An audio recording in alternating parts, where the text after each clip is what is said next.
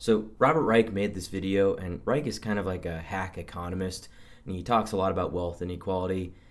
So we're just gonna jump into the video, and I'm gonna be responding to it. Elon Musk's wealth has surpassed $200 billion. It would take the median U.S. worker over 4 million years to make that much. Right off the bat, he's making like this faulty comparison between income and wealth. And if you don't understand the difference, income is what you get from a paycheck, whereas if you own a house or a stock and the value goes up, it appreciates, that's wealth. It's not tangible money. During the first 19 months of the pandemic, U.S. billionaires added $2.1 trillion to their collective wealth. Right, so the billionaires did collect a lot of wealth during 2020, but a big factor of that was stimulus spending and shutting down various businesses. So we know that to be true, but again, he's going to be disingenuous here, so we'll just see what he says. Political power to cut their taxes to almost nothing, sometimes literally nothing. In fact, Jeff Bezos. Put that into perspective, he's talking about billionaires not paying anything in taxes. The bottom half of Americans, and I think for 2020 it was like more than 60% of Americans did not pay federal income taxes. And naturally, wealthy people don't pay taxes on their wealth because that's not taxable until they sell it. And basically what a lot of people like Robert Reich want is to sell tax unsold assets. So basically tax you on things you haven't actually made any money from. In fact, Jeff Bezos paid no federal income taxes in 2007 or in 2011. Robert is ignoring that when billionaires sell their stocks, they're not paying federal income tax because they're not paid in income. They're paid in capital, and when they sell that capital, that is taxed at extremely high rates, 40%. It's not a small amount. So he's being disingenuous. He's like, they're not paying federal income taxes. It's like, because if you actually look at the financial reports of the company, they're not paid in income, and that's not where they're taxed. They're taxed when they sell their stocks. Wealth inequality in America is far larger than income inequality. Income is what you earn each week or month or year. Wealth refers to the sum total of your assets. Your car, your home, art, anything else you own that's valuable. You know what's funny here is he's making this very clear distinction between income and wealth when 2 times in this video he's already conflated those two things. So he's trying to make it sound like he's being honest and informative, but simultaneously keeps making these indications that they aren't different. Next, personal wealth comes from 2 sources. The first source is the income you earn but don't spend. That's your savings.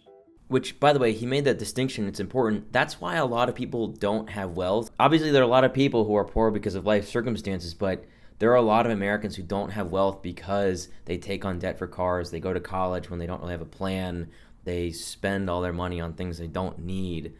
So that's a big factor there.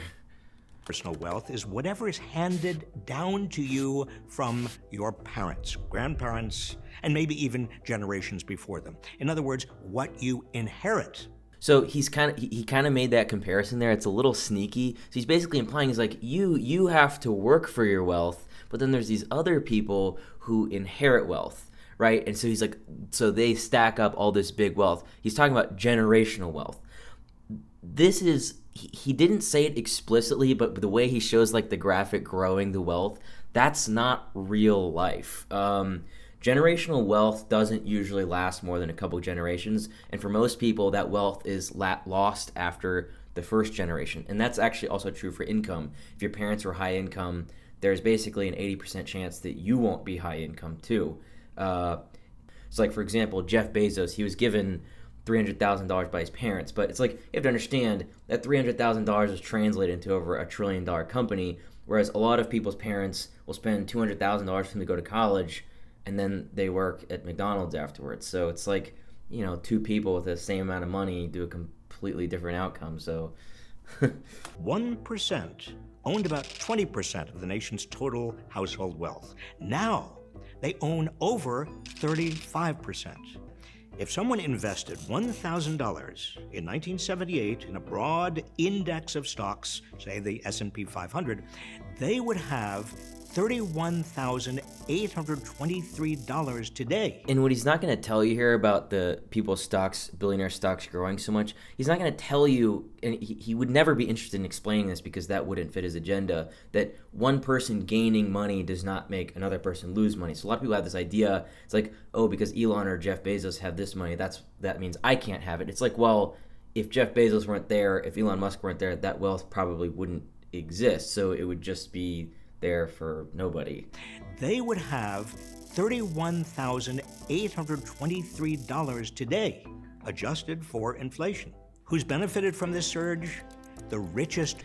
It's interesting because he's saying things that are factually true, but the way he presents them to lead you to a conclusion that does not actually follow from what he's saying, which is very interesting, very manipulative. Who's benefited from this surge? The richest 1%, who now own half the entire stock market.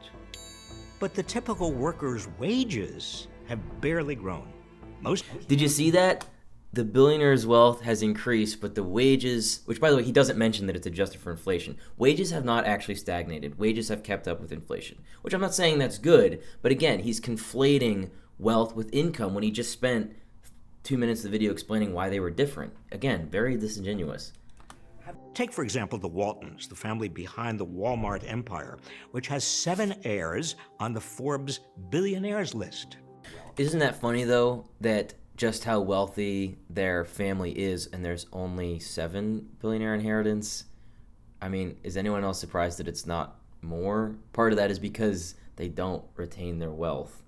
Yeah. After a few generations of this, almost all of America's wealth could be in the hands of a few thousand families. He's ignoring that a disproportionate amount of the wealth is created by a few thousand families. That's the part that he's intentionally leaving out. Again, the economy's not zero-sum. It's not like this guy makes money and therefore this guy loses money. Concentrated wealth is already endangering our democracy. Endangering our democracy. You hear that? Oh no, not democracy. Dynastic wealth concentrates power in the hands of fewer and fewer people who can choose what nonprofits and charities to support. You know, under democracy, people have power for basically no reason other than the fact that they're popular. So, you know, would you rather people have power because they earned it or because they have a pretty face? You know, something to think about. We might come to resemble the kind of dynasties common to European aristocracies in the 17th, 18th, and 19th centuries. Did you notice how he's going out of his way to say, like, why monarchy's bad? That's very interesting. I've always noticed this with, like, a lot of, not saying he's a commie, but a lot of commies is they very, very much go out of the way to trash on monarchies. It's kind of funny. For clarification, monarchy is generally understood as the private ownership of government. So that is partly why they don't like it. Finally, wealth concentration magnifies gender and race disparities because women and people of color tend to make less, save less, and inherit less. The typical single woman. Women and people of color also make different career choices, so that's, you know, but you and I already know that, and he knows that, but he doesn't care. In all these ways, dynastic wealth creates a self-perpetuating aristocracy that runs counter to the ideals we claim to live by. America is an aristocracy regardless of whether or not you have billionaires. So people are put into power by popular vote, and it's just the democratic process has blurred the lines between aristocrats and regular people because they make people think, oh, I could be up there, even though really you couldn't. That was when President Teddy Roosevelt warned that, quote, a small class of enormously wealthy and economically powerful men whose chief object is to hold and increase their power, unquote, could destroy American democracy. Okay, notice how many times this guy has talked about protecting democracy and why monarchies are bad. It's almost like he has more emphasis in this video about why democracy is good than explaining why redistribution is good. See what I'm saying? It's because those things aren't unrelated. There's a relationship between democracy and wealth redistribution. You can't separate redistribution from democracy. You can't. Roosevelt's answer then was to tax wealth. Congress enacted 2 kinds of wealth taxes. The first, in 1916, was the estate tax. Which, by the way, the estate tax adversely affects middle and lower class people today. Like, if you're poor, you don't get out of the estate tax. The second tax on wealth, enacted in 1922, was a capital gains tax. We still have those, by the way. But he's not going to say that, which we still have, by the way. Shrunk since then, or become so riddled with loopholes that they haven't been able to prevent. Hear that? Riddled with loopholes. This is the thing. When you have a bureaucracy for taxation, there are always going to be loopholes because there are always going to be means of influencing the policy. The Trump Republican tax cut enabled individuals to exclude $11.18 million from their estate taxes. Good. He talks about people like wanting people to have wealth, and it's like, how do you create wealth in your family if so much of that is being taken in taxes? It's like the cognitive dissonance is just, I don't know. Not to mention the very rich often find ways around this tax entirely. So notice how he says they're evading taxes. Evading taxes is illegal. That means evading taxes is when you don't pay something that you owe. If you find a loophole in the tax code, which is written into the policy, it's not evading. That's just doing your taxes. Every person who pays attention to their taxes, every business that pays attention to their taxes, uses all available loopholes to them. That is a normal human incentive. So they use the word evading. That's just a lie. Evading means it's illegal. It's not illegal. Here, the biggest loophole is something called the stepped-up basis. Okay, so I came back and filmed this later because I didn't realize this earlier. Stepped-up cost basis is a tax code to increase revenue. So I don't know if Robert is just unaware of this or if he's got some ulterior motive here. I don't know. They die. Their heirs inherit them without paying any capital gains taxes whatsoever. All the increased value of those assets is simply erased. Okay, so he mentions that they're not paying capital gains tax. Of course they're not, because capital gains tax is when you sell stock. If you inherit stock and it's not being sold in that moment, you wouldn't pay capital gains tax. It's a totally, completely pointless point to make because that is a tax that applies to selling the stock. As America's wealth has concentrated in fewer and fewer hands, the wealthy have more capacity to donate to political campaigns and public relations. There's this idea that you can just close off lobbying. It's not really possible. There are actually lots and lots of laws to ban lobbying, but at the end of the day, there's nothing to stop you from hiring an army of people to hang out with policymakers in D.C. Like, a lot of people think you need to bribe a politician to change the law. That's not true. You don't have to bribe anybody. Just by having people with a certain ideology in the face of policymakers influences the policy. Follow the wisdom of Teddy Roosevelt and tax great accumulations of wealth. The ultra-rich have benefited from the American system, from laws that protect their wealth. I actually agree with him there. Laws that protect their wealth. So, for example, the American patent system does a lot to increase capital accumulation. But he uses this as an argument to tax them at a higher rate. I would use this as an argument to get rid of the patent system. I know that's an extreme view, I will admit that, but something to think about. That enabled them to build their fortunes in the first place. They should pay their fair share. And like I said earlier, people who should pay their fair share, the bottom 60% of Americans didn't pay federal income taxes last year. And they get these stimulus checks and federal aid. It's, I don't know. I'm paying it for it. They're not. Both Democrats and Republicans believe the ultra-rich should pay higher taxes.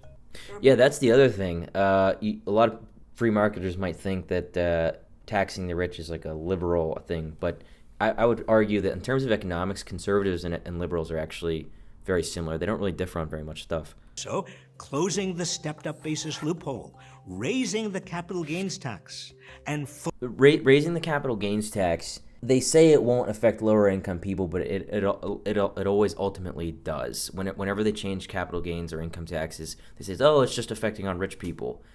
It's just never true. The way the policy actually comes out, it generally affects everybody negatively. Beyond those fixes, we need a new wealth tax. A tax of just 2% a year on wealth in excess of $1 million, That's hardly. Okay, so here's another little bit of trickery I didn't notice before. So he uses this as a segue into a 2% wealth tax. Now, he's been talking about billionaires, so he's making you think this is about billionaires. But 2% of the unrealized wealth of the billionaires in America would only amount to $80 billion. That's not going to solve our budget problems for healthcare and education. So why would he suggest this? Because the real objective is to tax middle-class people. So the way the IRS usually makes tax code, something like a 2% wealth tax would probably apply to anybody making that has more than $100,000 of stock.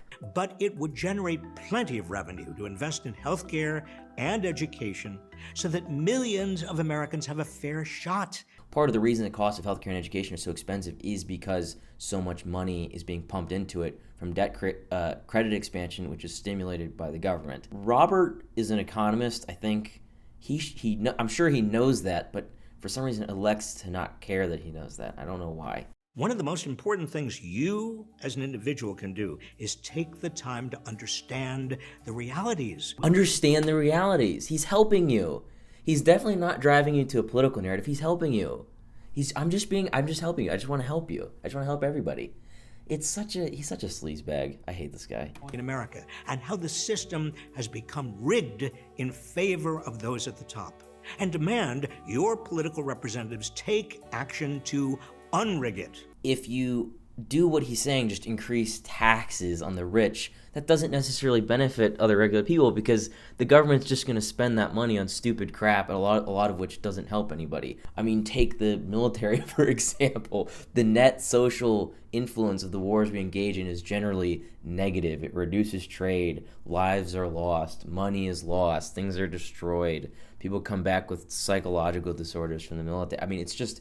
But he's making it sound like, oh, if we tax them more, society will be more balanced. It's like, no, the imbalance will probably, you could jack the rates all the way up, the imbalance will probably stay roughly the same, if not be exacerbated, because they'll continue to spend money on programs that stimulates the sort of services like consumer spending during COVID that boost companies like Amazon. So more stimulus checks, more stay-at-home orders, more boosting Amazon, Jeff Bezos gets more rich. So it's like they could increase taxes on the rich, and the outcome could actually still exacerbate the disparity. It's a very flawed way of looking at the world.